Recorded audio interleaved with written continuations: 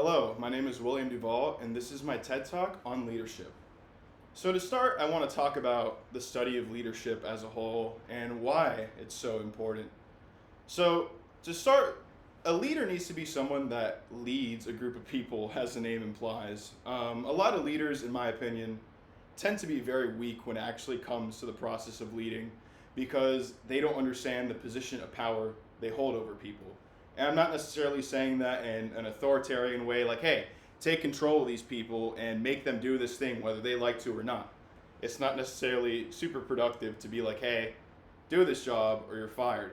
And we can look at our recent history of leaders, whether it's world leaders, whether it's company leaders, such as an Elon Musk, such as a Donald Trump, of leaders that aren't necessarily leading by example.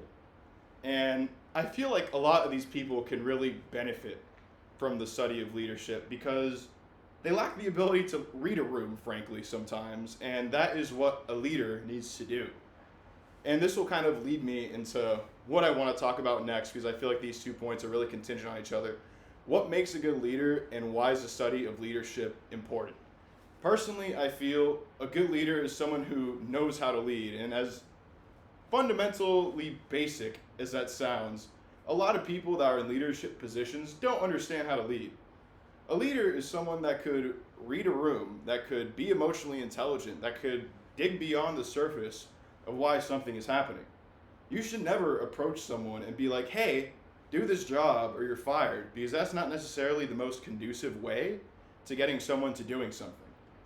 Your employee in this situation could have had a long week, whether it was personally, whether it was at work, whether they had a member in their family pass away, or something of that nature. Anything could happen because we are ultimately all people.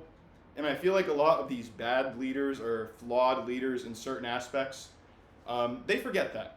And working with people is very much a big part of being a leader. It's getting a whole group to work as a unit and have synergy while actually working, not necessarily just saying, hey, this part of this group, you go do task A, this part of this group, you do task B. While that is an effective method of breaking up work, you can't really be super rude about that, in my opinion, because once you start showing people that you're willing to use your power for bad, they're not going to trust you. And in order to have the best synergy among a group, you need to be trusted. So, a good leader, in my opinion, is someone who is trusted, someone who is admired.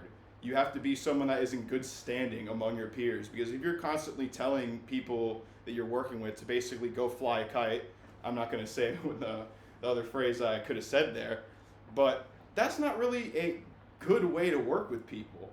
That's not going to make people want to work with you. So this leads me into talking about one leader who I personally admire.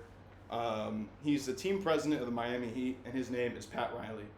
Just for a bit of history on Pat Riley, before with the Heat, he was a basketball player for the Lakers where he won a championship. He was a coach for the Lakers for roughly 10 years, 7 to 10 years within that range where he won multiple championships. After that, he went to the New York Knicks, did not win any championships there, but eventually made his way into Miami where he was a coach here for a bit and then eventually became the team president.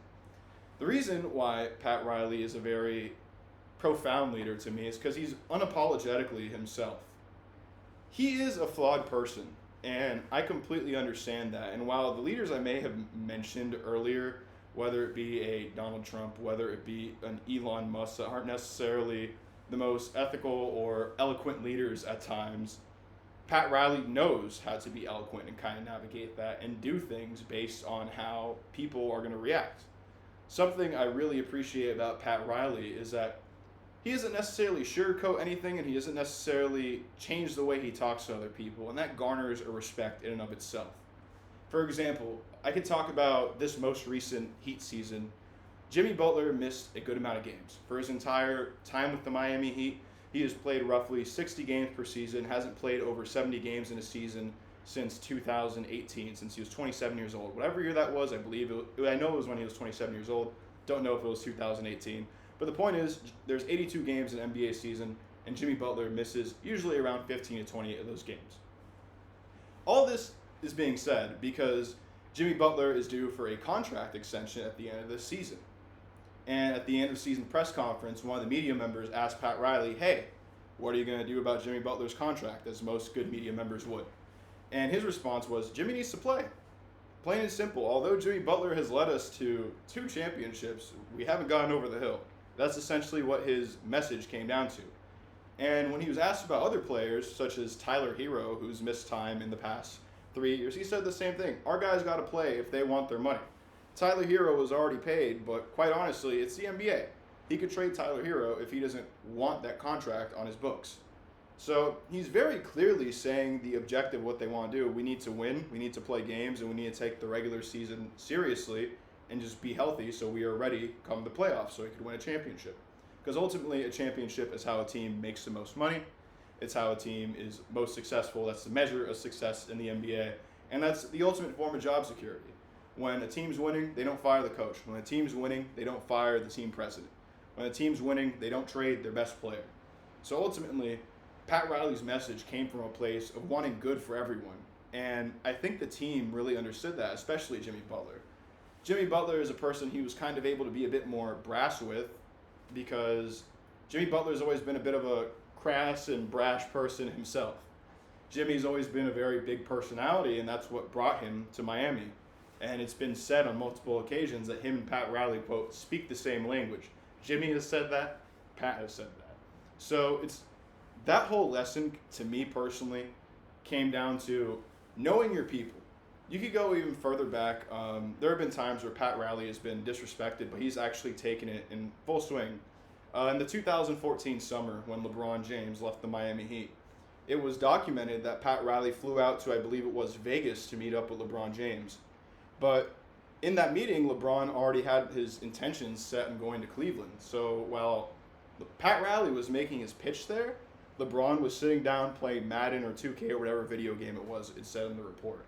I don't remember what game it was, but on the report it said LeBron was sitting and playing video games and not really paying super close attention. Pat Riley didn't let that affect him. Multiple years later, despite kind of the salty exit of LeBron James and the vibes that were filling the teams for the few years after that, Pat Riley has always made it abundantly clear. LeBron's jersey will always be retired in Miami. There's no grudge held there. And there's always a key under the mat in case he wants to come back. Obviously, he's going to say that about the best player in the world. But it's the ability to maintain a level head when things don't go your way. Pat Riley could have very clearly said, hey, LeBron, go fly a kite. I never want to see you again. And while LeBron James may never be coming back to the Miami Heat, because he frankly has 2 years left in his NBA career,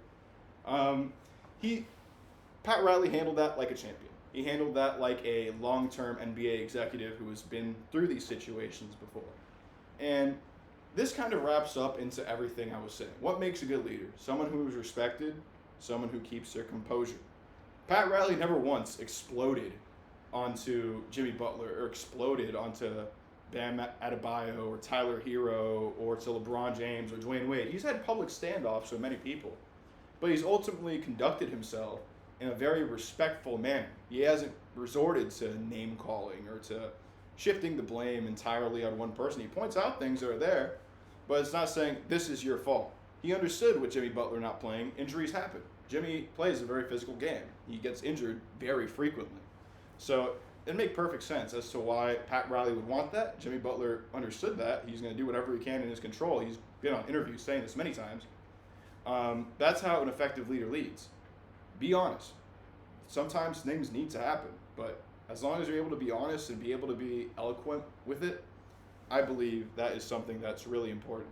So, based on what I've learned in this course, one thing that I've learned a lot in terms of being a better leader is just having a really good pulse on everyone around you. For a bit of context on me, before where I'm working now, I was a sports director for Panther Now, FIU student newspaper, for about a year, since August 2023 till this August. And there I was managing a group of people. When I first started, it was just 3 people. They came, they went. There were some people that stayed, some people left. But I realized where I was wrong as a leader in that first time around before I hired a new staff in the summer. I wasn't leading by example. I was just doing everything for everyone. I'd get frustrated and not really, I'd want people to fit a certain method of writing. when everyone had their own way of writing and had their own needs. Sorry, I'm getting close to the thing. I had to brighten up my screen. Um, but everyone had their own method of writing and had their own way of speaking. And I didn't accept that as a leader. I was over editing their papers, and I was being kind of inconsiderate to the work they had put into their writing, because ultimately sometimes I'd delete half their article and rewrite it because I didn't like how it came out. That was on me because I wanted everything to be the way I did it. And I learned that the further I went into this job. I learned how much more communicative I needed to be with my group as a whole, because yeah, I'd schedule our weekly meetings and I expected everyone to remember the date, but I wasn't going the extra mile because the day of the meeting would come sometimes and nobody would be there at all. That was my fault, because sometimes the night before I wouldn't send out the extra text saying, hey, we have a meeting tomorrow, or I send it way too late at night the day before. That's not acceptable, especially as a leader. I need to be a better communicator. I needed to be more on top of my people, because things happen. People are going to forget, and it's my job as that leader to be the person that brings all these people together. And back to what I was saying, a leader is someone who brings a group together and is able to create synergy among that group. That isn't something that I was personally doing in that moment. As I was longer at the job, I got much better at it. For example, in May or June, whenever it was, I brought on 5 new hires to the newspaper.